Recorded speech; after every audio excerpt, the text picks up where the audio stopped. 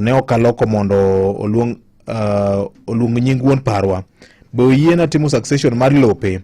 Wuon parwa ne osenindo higni 2 mokalo. Nyakwaro ma kawuoyi bende oyiene bedo beneficiary e lop kwargi ka min gi to pod ngima, mak mane wuon gi to ne osenindo. Anu kendo openjo kama ni penja jolony. Asedagi wuon parwa kuom higni 30 to ID mara nakawo gi nying babawa. Ne okaloko mondo oluong nying wuon parwa. Be oyiena timo succession mar lop wuon parwa ne? To wuon parwa ne osenindo higni 2 mokalo. Nyakwaro ma kawuoyi be oyiene bedo beneficiary e lop kwargi ka min gi to pod ngima, mak mana ni wuon gi to ne osenindo.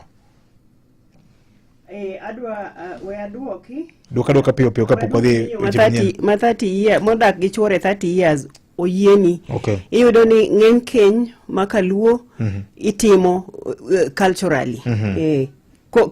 Kise dak gi chwori ma ka chwori osenindo itimo succession, lobno mari. Okay. Penjo mar ariyo nitie line, nitiere order mar succession kata beneficiaries list. Okay. Mokwongo en spouse, bang spouse